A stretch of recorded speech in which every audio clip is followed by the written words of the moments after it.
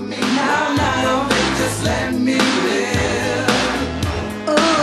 to the Young Turks. We got a massive show ahead for you guys. Let me just start touching on some of the things we're going to cover. We've got a crazy Turk and a banana. No, it's not me. It's somebody else.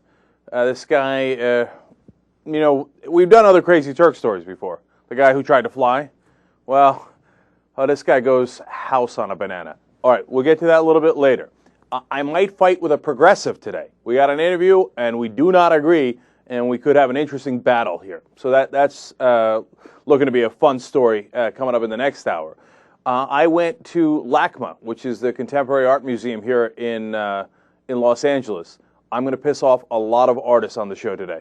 So you have that to look forward to. I'm going after a lot of lefties. I'm going to start with one in a second, and that would be Barack Obama. We'll get to him in a second.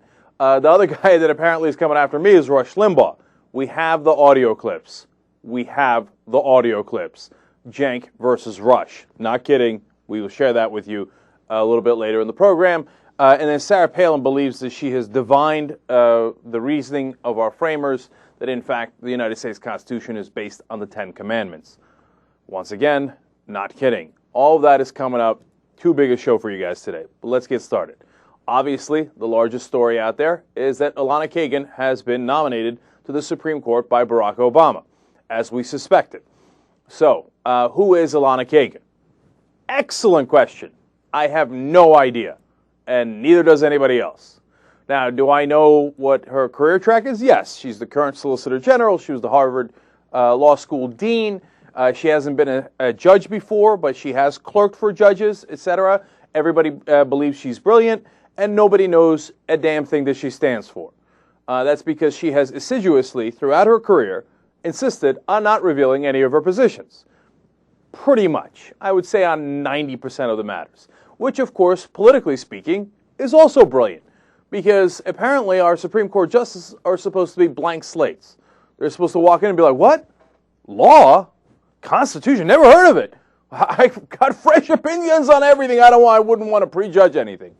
I mean, you come to the age of 50 as Elena Kagan is, and you don't have ideas on where the Constitution stands, that makes me question things, right? Now, of course, they say she does have opinions on that, but she's just not going to share them with you, because that would be prejudging things. Now, as things stand, that would be the same exact thing as every other Supreme Court nominee picked by a Republican or a Democrat. They always come in there and go, what? Opinions? I got no opinions, none whatsoever. No, every case I'm going to just call balls and strikes, as Judge Roberts said, when he then later became a complete conservative right-winger who voted that conservative right-wing position on every single case before the Supreme Court. Now, don't get me wrong. Roberts was always a conservative right-winger. He just pretended he wasn't during the hearings. But at least with Roberts, you did know where he stood because he had a huge track record. Same with Alito. They were probably among the top, I don't want to put a number on it, top 5, top 10, but they were certainly among the top conservative judges in the country. Everybody knew it. When you did a list of conservative judges in the country, the most right-wing, Roberts and Alito were on that list, and they were at the top of that list, especially Alito. But based on his record, so was Roberts, because they had a track record. Now, I know the whole thing is disingenuous when they go in front of Congress. I ignore all of that, right? Now, so why am I a little upset today? Because, as always, Barack Obama, the centrist, the guy who loves to do conciliation and gradualism and incrementalism, has picked someone who we don't have any idea what her record is or what her positions are. Why? Because then the Republicans can't criticize her. In fact, many Republicans have voted for her in the past. She has praised Republicans before. They have praised her. Oh, it's going to be such an easy victory. And after we get that victory, they'll put up the mission accomplished banner and be like, oh, another win for the president. He's got huge momentum. What is this momentum going towards? What's the point of the win? I thought one of the central points of electing a progressive president was that you would get progressive Supreme Court picks. Now, instead, we get kind of centrist, but we don't really know picks. Because why? Obama wants to be a centrist. Obama doesn't want to anger the Republicans. Well, okay, thanks a lot for another profile and courage, Mr. President. Now, don't get me wrong. Elena Kagan might turn out to be a fantastic Supreme Court justice. I just don't know. Shouldn't we know? Shouldn't we pick someone we know is a progressive? These days, it is a conservative usually. But no, if we pick the progressive president, we should have a progressive Supreme Court justice. And you should have a justice that pisses me off for being too far left, because I view myself as a judicial moderate, right? But that's a joke. You're never going to get anything like that. Sonia Sotomayor, who has done a great job since then. And that's what leads a lot of people to say, well, see, Obama knows something secret. But this is a democracy. We can't have no, just trust the president. He's so smart. He's so brilliant. He knows all these things you can't possibly know. And look, he did an okay job one other time. So just trust him that Kagan's going to be okay. I don't know. No, I don't. That's not how it's supposed to work. You should have someone that you know has a progressive track record. Now, finally, and there's 100 angles to this, but I want to wrap this portion of it up by telling you why I'm upset in the first place, okay? It's not because I'm a judicial progressive and liberal and, God, I wanted somebody super liberal on the court. No, the problem is Obama. It's not Kagan. Because his reaction to everything is, okay, I give in. Don't fight me. Don't hate me, Republicans. Don't. Please, please, please. So we got a so-called $50 billion bailout in financial reform bill. It's not. He makes the case, says it's not a bailout. And then what does he do? He caves in. And he says, all right, I'm going to take the bailout out. Joe Wilson yells at him, says, you lie on immigration issue. What did he do? Do you know this? He caved into Joe Wilson. They took out that provision that Joe Wilson was complaining about. You go to any issue, Gitmo detainees. Oh, we're going to try him in civilian trials. Oh, Republicans got mad. Forget it. We're not going to try him in civilian trials. You know what happened over the weekend? You know all these arguments about the Miranda warnings? Holder came out and said, oh, yeah. We might not give Miranda warnings to terrorist suspects. Are you kidding me? How unbelievably unprincipled are you? How scared of a fight are you? I mean, they make their case a little bit in public. They're like, no, Miranda warnings are good. Oh, wait, don't hit me. Don't hit me. Okay. No more Miranda warnings. That has not been declared yet, but that is what Holder is saying. They're leaning in the direction of they're going to study it. So now you got a Supreme Court nominee here, and remember, she would be replacing John Paul Stevens, who was earlier considered conservative, then he was considered moderate, but the playing field keeps shifting and shifting. He's now considered the most liberal out of all the justices. So you're going to replace the most liberal with a centrist. As Glenn Greenwald points out, you know what that leaves you with? That leaves you with, even though you elected Barack Obama, a Supreme Court that is to the right of when he came in. Now, how does that make any sense? He's afraid of a fight. He's afraid of it. He's deathly afraid of it. The only people he doesn't mind fighting is you, progressives. They're going to love it if people attack Elena Kagan from the left. Rahm Emanuel is going to rush that to his bestest friends in Washington. To all the reporters go, oh, did you see that? Oh, liberals attacking us. We're so centrist. God, we're so reasonable, aren't we? Look at all these liberals attacking us. No, but we're going to fight back. But get away here, liberals, progressives. Get out. Scat. Okay? And then they're going to champion that as how wonderfully moderate they are. Look, if all you cared about was Supreme Court justices, I think you would be livid about this. Because, and Michael Schur makes this case all the time when he comes on the show. And he says, look, on Supreme Court justice alone, you should support Democratic presidents because they're going to pick liberal justices. And don't get me wrong, right? If you had John McCain, you would have complete right-wingers. So it does make a large difference. And in the end, Kagan might be okay. We don't know, right? So I'm trying to say that 100 times over, okay? But if on the idea that you pick a president based on his Supreme Court picks, you'd be really mad at this. You should be really mad at this because you don't really know. Now, some are calling her the Harriet Miers of Obama. Now, that's totally unfair, okay? Because Harriet Miers had trouble putting two thoughts next to one another, right? And everybody agrees that Elena Kagan is brilliant. Now, the reason they're calling her Harriet Miers is because she's a blank slate and we don't know what she stands for.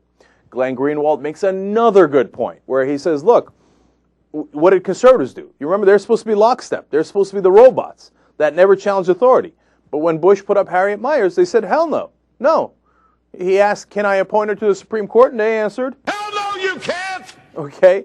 Now, what are progressives going to do when we got somebody who's a blank slate, a brilliant blank slate? What are we going to do? I guarantee it. Oh, it's not even a question. Number one, everyone will bow their heads. The brilliant Obama has made his pick. You must fall in lockstep and support him. If you don't, that's bad news. You're being a bad guy. Okay? The brilliant Obama has made his decision. And he knows things you couldn't possibly begin to know, like how offshore oil drilling is such a great idea. Oh, right. Bad example. Okay, so, but if you say, all right, look, you know what? The Supreme Court's not the only thing I care about. And if Obama had been solid on everything else, and then this happened, would I be going ballistic like this? And I don't think I'm going ballistic, but would I be upset about it? No, I wouldn't. I'd say, look, you got to, all right, he was solid on this, he was solid on that, and you know what? He's winding up the wars, and we're not going to stay in Iraq and Afghanistan for much longer. No, that didn't happen either. Okay, and he's great on X, Y, and Z. And look, Sotomayor worked out, and maybe he knows something that we don't know about Kagan. I'd give him the benefit of the doubt. But in the current context, he has not been solid on all those other things. So I'm not going to give him the benefit of the doubt. You shouldn't give him the benefit of the doubt. Because when given an opportunity, Obama buckles. And it looks like this is that kind of opportunity. So he's like, okay, 7 Republicans voted for her when she came up for Solicitor General, including Orrin Hatch. That means they probably won't filibuster her. She'll get confirmed. It'll be great. That'll be a victory. You could also nominate a right-winger, and he'll also get confirmed.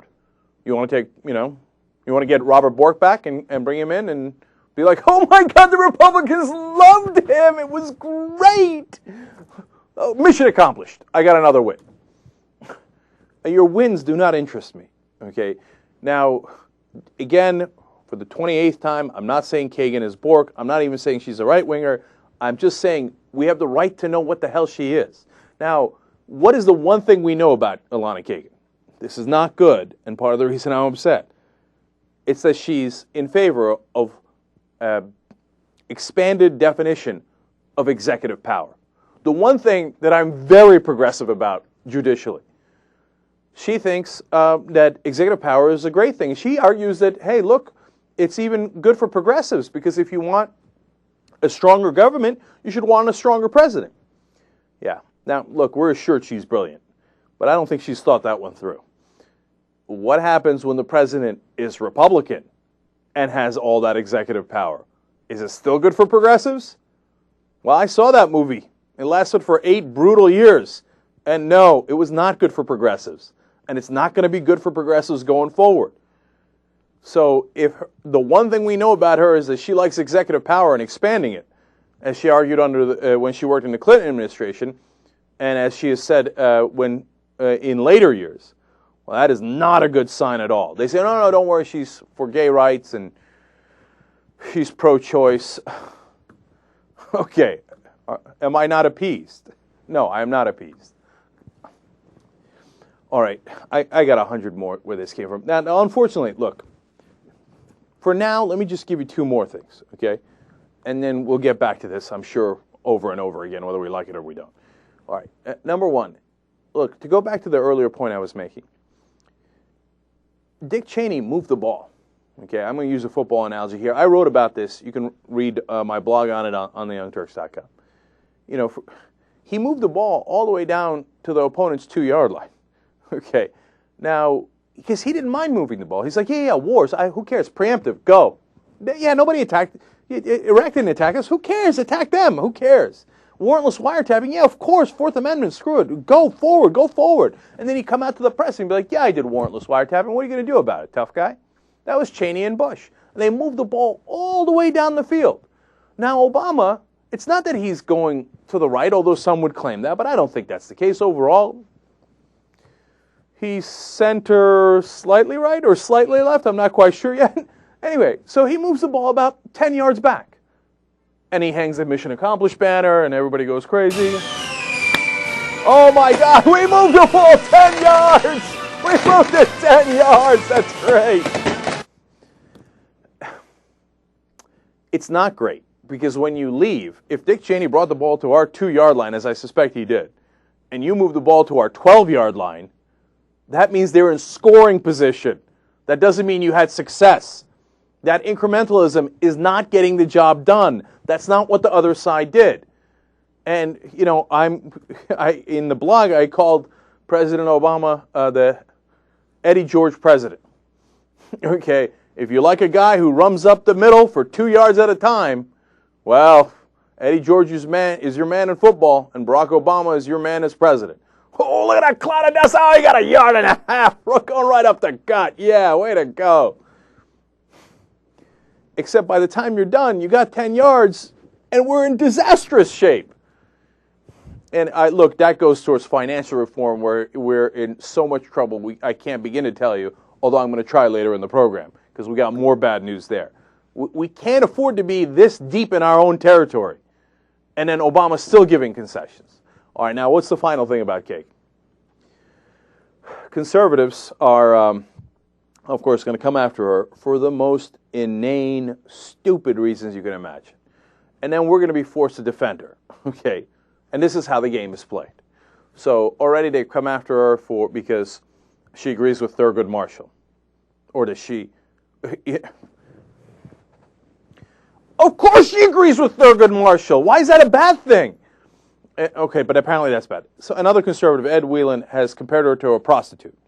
Okay, now to be fair to Ed, and I would go ballistic over that, but to be fair to the guy, he was talking about the old George Bernard Shaw, quote, we've already established what you are, ma'am, now we're just haggling over the price. Obvious reference to her being a prostitute, but it was about her principal positions, whether she has them or she doesn't have them, right? Look, you might not give him a pass on that, and I hear you. I thought within the context of what he was writing about, that he was writing about how she sold out her principal positions. I'm going to let it go, okay? I unfortunately use the prostitute analogy far too often. So I live in a glass house on that one, okay? So, but here's things they haven't done yet, and I would be shocked if they didn't. JR, go ahead and write it down in the predictor, okay? They're going to go after Elena Kagan's weight, okay?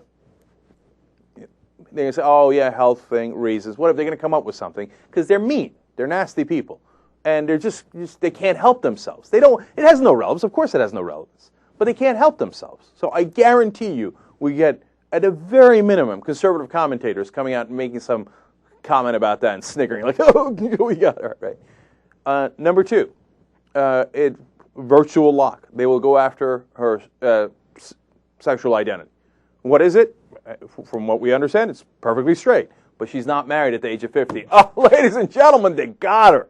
You think they're not going to imply she's a lesbian? You're crazy. Of course they are.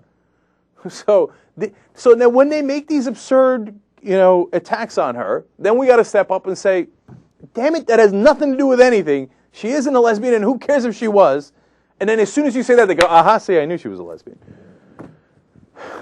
So all these absurdities will come, and you will hear people like Glenn Greenwald screaming in a forest saying, hey, watch out! We don't actually know what she stands for! And nobody will hear that. The legitimate criticism will get buried. We'll get down to the silly games that they play in Washington. And then in the end, she will be easily confirmed. The banners will be put up. And then we cross our fingers and hope that she's not our David Souter. I hope she believes the right things. Gee, I wish we had a way of determining who does and who doesn't. But apparently we don't, because the president doesn't want to ask those questions. Or he keeps it real secret. All right, that's enough on Elena Kagan for now. Let's come back and beat up Rush Limbaugh and Palin, because they, of course, have their head up their ass. Young Turks. I'll be back real soon. That's what I get for being all right, back on Young Turks. Look, there's a million things to say about Elena Kagan, and there's some good and some bad. And like I said, I want to save her for a little later. She was, a lot of people are worried that she didn't nominate almost any minorities when she was for professor positions when she was the dean of Harvard Law School. One Asian American woman, 28 white people, and of those, 23 of them were male. Okay, and she nominated a lot of conservatives. So, everybody loves Elena Kagan. Okay, so I want to save that story for a little later, and then she did say one thing against Bush's military tribunal, so you got to give that as credit to her. Wow. Okay, but anyway, that's good. That's good. I saw that and I was a little relieved, right? Okay, so we'll save all that, but I wanted to say one last thing about it. Lawrence Lessig is a guy that I respect tremendously. He's a professor of law at Harvard Law School. He's a co-founder of Change Congress. We've had him on the show many, many times. Very smart guy, clearly progressive, no question about it. And he laid out a case for her on Huffington Post.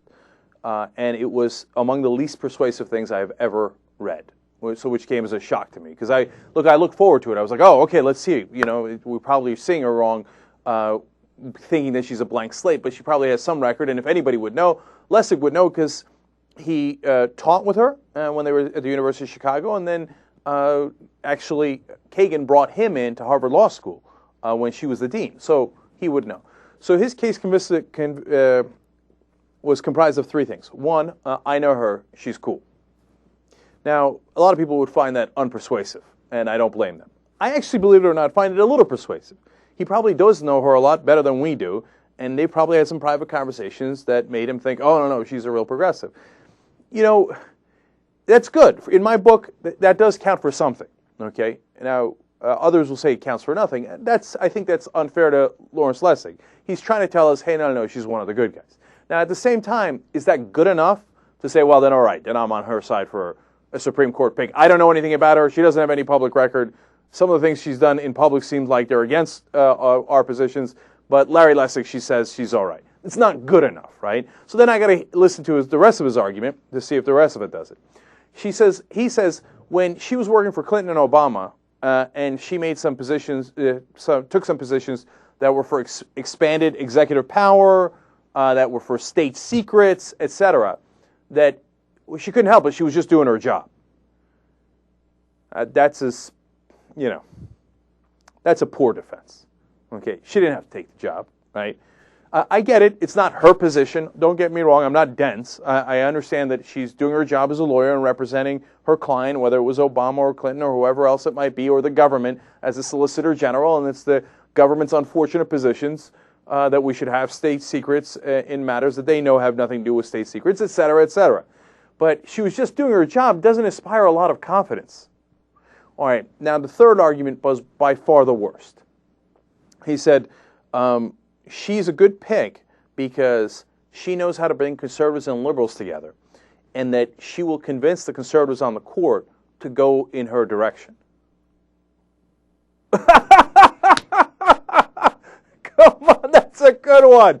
That's a good one. I mean, I'm telling you, man, I have all the respect in the world for Professor Lessig, but I would be shocked out of my mind. I would literally fall over here if any justice could get, a liberal, progressive, centrist, or otherwise, could convince the conservative justices, oh, golly gee willikers, we were seeing this wrong.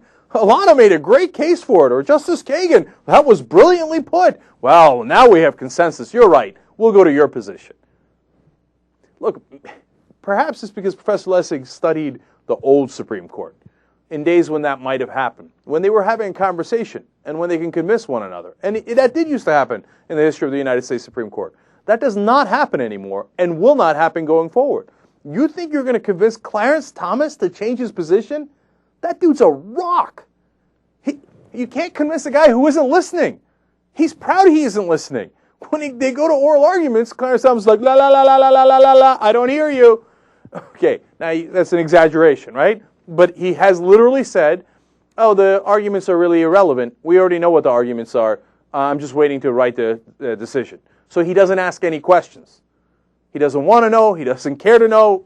You think he's going to listen to Elena Kagan and be like, oh, wow, that was a great point. Thomas, Scalia is going to change his mind based on what Elena Kagan said. Alito's going to change his mind. Roberts, who is not veered from the conservative right-wing position in any case, he's going to change his mind. Who's going to change their mind? No one. That's a pipe dream, and I got to tell you, it's a terrible case to make for Elena Kagan, because the idea is, since she's already used to working with conservatives and a centrist, well, then she'll be able to pull them toward our position. No, that means to me that she's going to try so hard to appease them that she's going to go in their direction. Look, that would be my guess. I don't know her, and I don't know her soul, as Bush would say. So I don't know which direction she's going to go. Here's what I know. Those conservative justices ain't going nowhere. They're not going to get convinced of a damn thing. And if that's what we're banking on, and that's why Obama picked Elena Kagan, we're in a world of trouble. I mean, it is profoundly naive. I'm shocked by that naivete. And I hold out hope every day, man, but that's hope beyond hope. Okay. Look forward to that day, and I swear to God, if Clarence Thomas changes his mind on something, I will be the first one to tell you. And all right. I can't wrap my mind around how unbelievable a proposition that is. Okay. So now, Rush Limbaugh is on the warpath. He's going to come after me.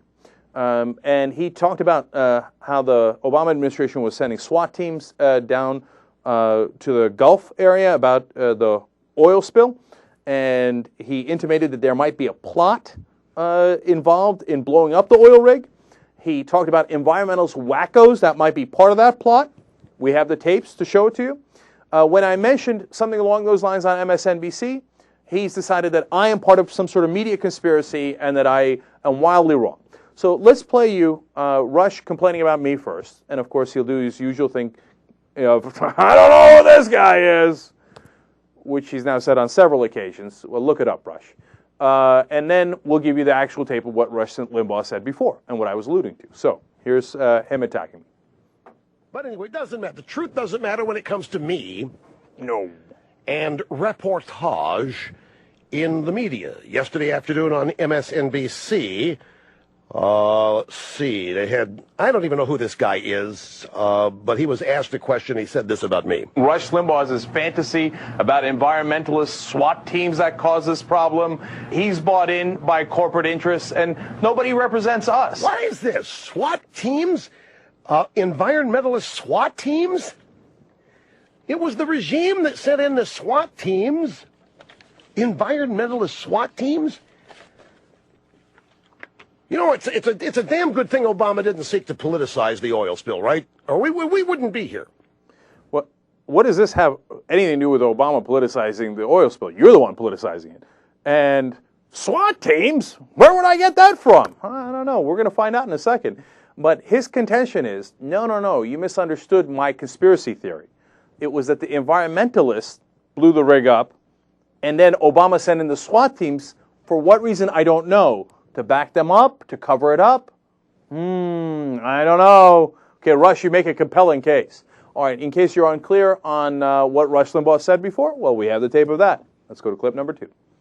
I want to get back to the timing of the blowing up, the explosion out there in the Gulf of Mexico of this oil rig.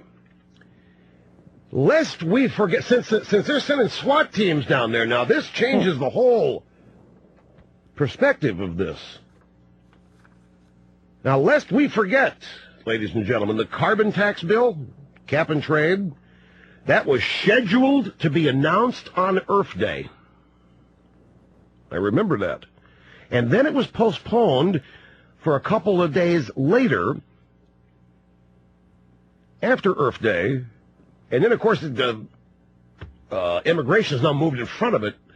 But this bill, the cap and trade bill, was strongly criticized by hardcore environmentalist wackos because it supposedly allowed more offshore drilling and nuclear plant investment.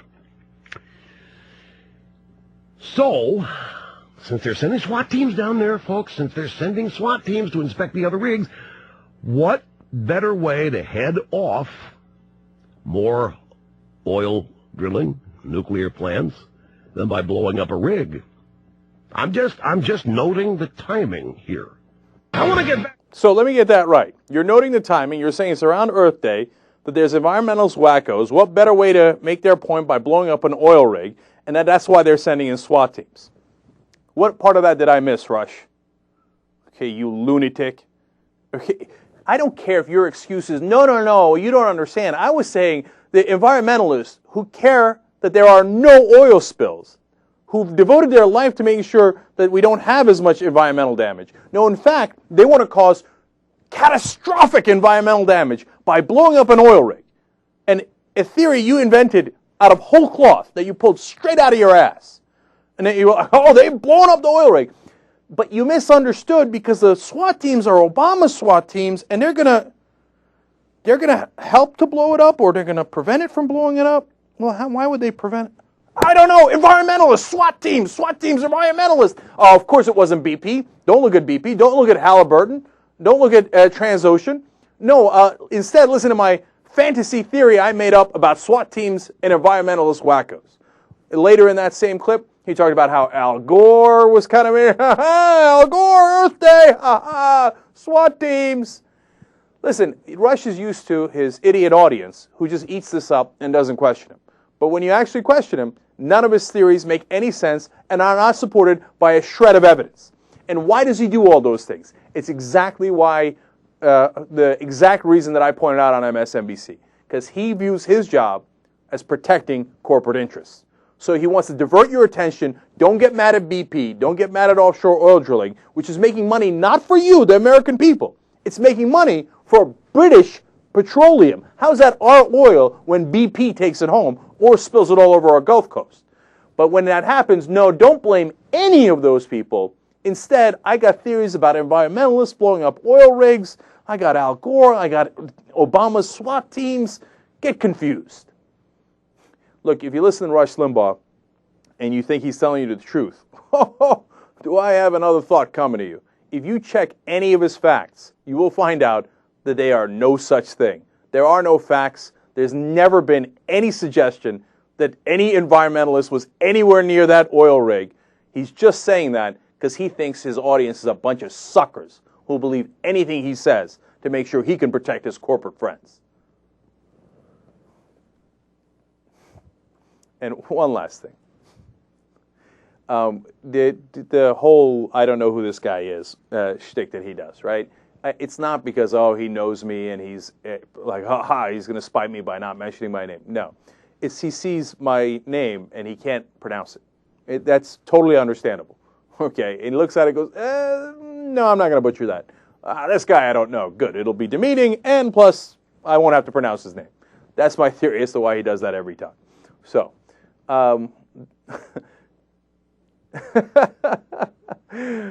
I just had a fantasy about something, but all right, we'll leave that aside. Okay. So now I got to take a break here. I wanted to beat up Sarah Palin in this segment. I'll have to do it in the next one. She's got a theory about how the Constitution was based on the 10 Commandments. We're going to share it with you. Come right back.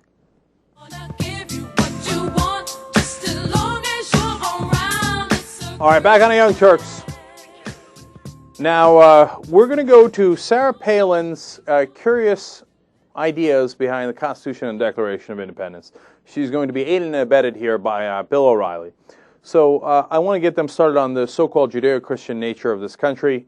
Clip number 3. So why do you think America is a Christian nation?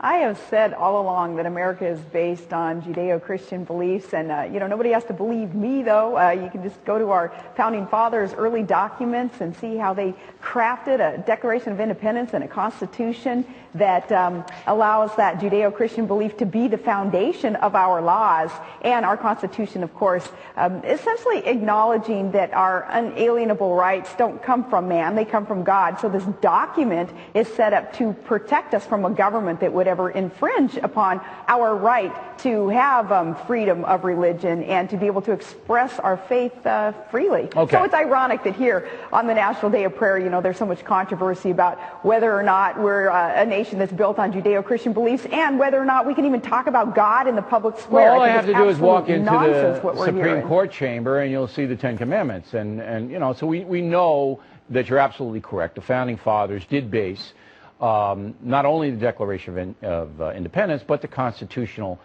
protections on what they thought was right and wrong.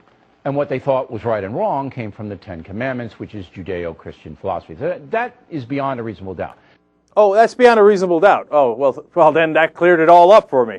All right, now, let's get to the reality. First of all, Sarah Palin mentioned in there that the Constitution mentions our unalienable rights. That, of course, is the Declaration of Independence and not the Constitution. In fact, the Constitution mentions God a total sum of 0 times. In the date, they mention this is the year of our Lord, etc., which is the way that they noted dates back then. But they did not mention, hey, we are given these God's rights by God in any way, shape, or form in the Constitution. In fact, they did have a couple of clauses, though, on religion. Let's read those. Congress shall make no law respecting an establishment of religion. That's weird. Or prohibiting the free exercise thereof. For people who wanted to base our system of laws and our foundation of laws on the Judeo-Christian heritage, they had a curious way of doing it by saying specifically, don't base it on Judeo-Christian heritage or principles. Here's another clause that they had in there. No religious test shall ever be required as a qualification to any office or public trust under the United States. That's Article 6, Section 3. Look it up, Sarah Palin. Now, here's how, and Bill O'Reilly, here's how they could have established the Constitution on the 10 Commandments, as they claim there. They could have said, here's the Constitution of the United States of America, the 10 Commandments. But they didn't do that. Instead, they mentioned religion not at all in the Constitution, except to say that we shall not be governed by it. Now, but these guys are impervious to facts. They take the facts and they turn them absolutely upside down. And they say, oh, no, the founders, and you can tell from their early documents that they were believed that our whole law is based on Judeo-Christian heritage. Except when you actually look at the Founding Fathers' documents, most of them were deists, including Thomas Jefferson. He ripped out huge portions of the Bible because he found them absurd, and he created the Jefferson Bible, which only had the parts that he thought made sense, like, hey, be kind to others. We were the first country in the world to be a secular country that did not base our country on a particular religion. And they take that and, like I said, pervert it to the point that they flip it upside down and say, oh, no, obviously we were based on Christianity and the 10 Commandments, even though those are not at all mentioned in our founding document, the United States Constitution. But they're not done yet. They're going to go at this a little bit more. Clip number 4. The opponents of spirituality in the public marketplace say, hey, this is a violation. We can't be pushing any kind of spirituality. And you answer? Well, that new kind of worldview that I think is kind of those steps towards this fundamental transformation of America that some want to see today. I think, again, that it is an attempt to revisit and rewrite history. I think we should just kind of keep this clean, keep it simple, go back to what our founders and our founding documents meant. They're quite clear that we would create law based on the God of the Bible and the 10 Commandments. It's pretty simple. How is that clear? I just read you the Constitution. It's the exact opposite. They said, let's not base it on the 10 Commandments and the God of the Bible. We shall not establish a religion. How much clearer did they need to be for you knuckleheads to get it? I know Sarah Palin's not bright. Bill O'Reilly's got his own issues. Okay, but how do you read that and go, you shall not establish a religion? See, exactly. They wanted to establish a religion. That religion was Christianity, and we are to be guided by the 10 Commandments. You know, the Bill of Rights there's 10 of them. If they wanted the 10 Commandments in there, just take out the Bill of Rights, put in the 10 Commandments. Instead, they didn't do that. They did the opposite. I just keep repeating it because apparently they're not getting it. And what's so frustrating is all their mindless followers are like, oh yeah, totally, man. Yeah, this country's Christian. You know, the founders, man, they love God and the 10 Commandments. That's why they put it in the Constitution. They didn't? Who cares? Sarah says they did.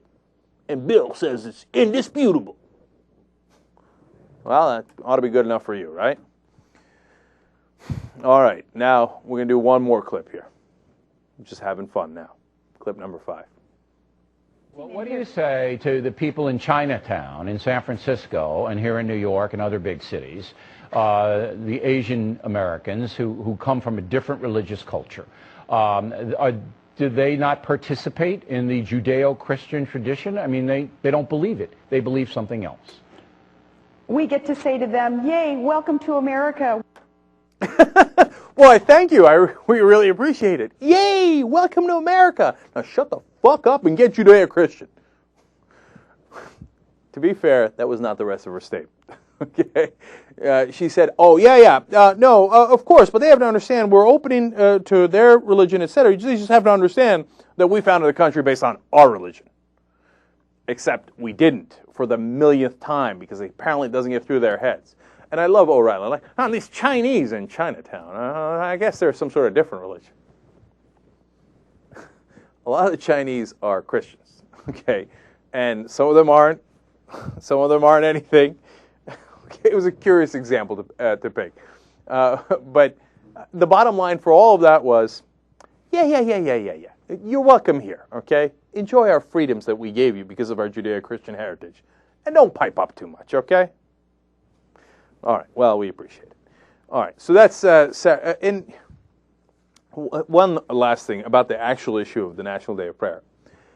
You know, look, I know some atheist, agnostic, secular folks, etc. They can't stand the National Day of Prayer. They think it does go some way towards establishing a religion, etc. And those are fair points. I personally don't care. You want to have a National Day of Prayer, you want to pray to whoever you want to pray to, Zeus, Thor, Jesus, Moses, have at it, Hoss. It doesn't bother me at all. Okay, why do I care about your prayers?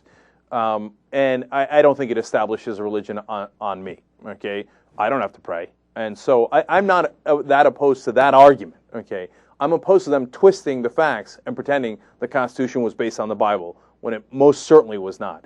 And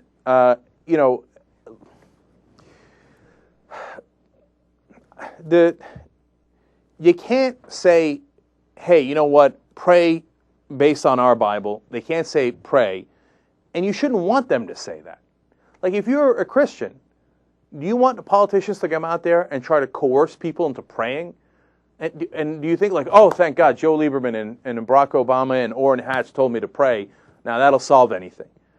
I mean, why do you need a National Day of Prayer? You should be praying every day. I don't understand who this is in favor of. And see, and the reality is, of course I do, and this is what I was driving at, which is that, look, if it was just a matter of praying, who cares? Of course you can pray in this country. We should also not, prohibit the free exercise of religion. And I believe that to my core. And I, no matter how much I might disagree with any particular religion, I absolutely believe you have the right to practice it. The problem is the National Day of Prayer isn't about prayer. It's so that Sarah Palin and Bill O'Reilly can get out there and go, ha-ha, Judeo-Christian, we're Christians, bow your head. National Day of Prayer, Jesus and the Ten Commandments. And if you don't listen to it, I'm going to smash you over the head with it. And that's what our problem with it is. All right, now, God bless, go forward and pray any way you like.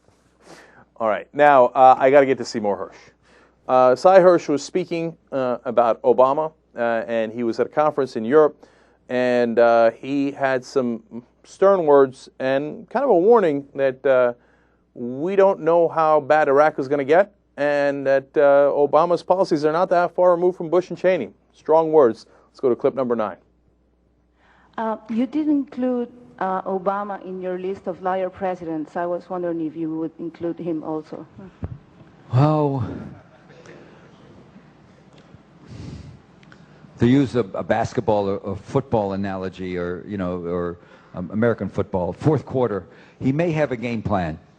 At this point,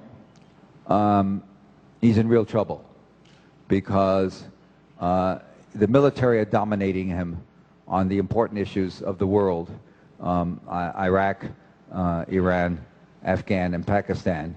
And he's following the policies of Bush and Cheney almost to a fare thee well. He talks differently, and he's much brighter. He's much more of the world. So one only hopes he has a game plan that will include doing something. But he's in real trouble in terms of, he's in real trouble. In Iraq, I don't have to tell anybody the prospects. In the American press, they never mention Muqtada Sadr, but look out. He's going to be the kingmaker of that country. He's now studying in Iran, and he's going to be the next Ayatollah to be. He's going to probably, I don't know how we'll work it out with Sistani, but he's going to be the force, the Shia. And he's, and so this is going to be very complicated for us because the two men we talk about, Alawi and Maliki, have about as much to do with the average Iraqi. They're both expats. Alawi is, let's see, he was certainly an American agent and a British agent, the MI6, the CIA. The Jordanians ran him probably for Mossad. I'm not telling you anything that's not a fact. That is not a fact. So who knows? So Iraq is very problematical. There's going to be much more violence. Whether it's civil war or not, it's going to be much more violence. He's never going to win, whatever that means, in Afghanistan. The only solution in Afghanistan is a settlement with the Taliban. And the only person to settle with is Mullah Omar, and he's become another Hitler to the American public. And so how are we going to do that and survive politically? And the same in Pakistan. He's got the wrong policy there. So it is, and again, for Obama, Iran's not resolved in terms of, the Iranians have come out of this crisis stronger than ever. We don't want to believe that. All right. Now, in case you don't know, Cy Hirsch is a reporter that broke, I would say, a fair estimate is 50% of the large stories during the Bush administration. Full 50% of them. Now, that's partly because the rest of the press is asleep at the wheel and isn't doing any kind of investigative journalism. But every time Cy Hirsch broke a major story, they'd come out and say, oh, Cy Hirsch is crazy. He doesn't know what he's talking about. Oh, he was proven right again. Every single one of his stories was proven right. So now when he says this, oh, Iraq's not going to fall apart. What's he talking about? Today, 84 people killed in Iraq. We had car bombings, we had drive-by shootings, we had violence in Sunni areas, we had violence in Shiite areas. 84 killed in one day, the biggest number in a long time. And that was, I got that report well after I saw Cy Hirsch's video over the weekend. Again, proven right. Now, on Alawi, was he an agent for us? Abso-frickin-lutely. Everybody knows that. Now, and it's not because, oh, it's just, random, oh, I heard it around the corner, I heard it at the bazaar. No, there's documented evidence that Alawi worked for us. Now, look, I like that he won the election. It appears he won the election. But, because he's kind of on our side as far as that goes, as long as he has credibility there. Now, Cy Hirsch is right. The real problem is Muqtada Sadr. And then people say, oh, he's not going to become an Ayatollah. That takes years and decades. No, I know he's studying up, but hey, no, don't worry about Sadr. Yeah, terrible mistake. Worry about Sadr. So he's the kind of guy that can go, and Maliki and Alawi, come on, they're totally Western-bought guys and have the credibility to cause tremendous upheaval in Iraq, which would be disastrous. So do we have Iraq under control? Hell no. Afghanistan, as he said, we have a similar strategy to Bush and Cheney. In fact, Bush and Cheney's strategy was largely to avoid it. Obama has escalated it. Get concerned about Obama's foreign policy. Unfortunately, bad news all around. Young Turks. I wanna see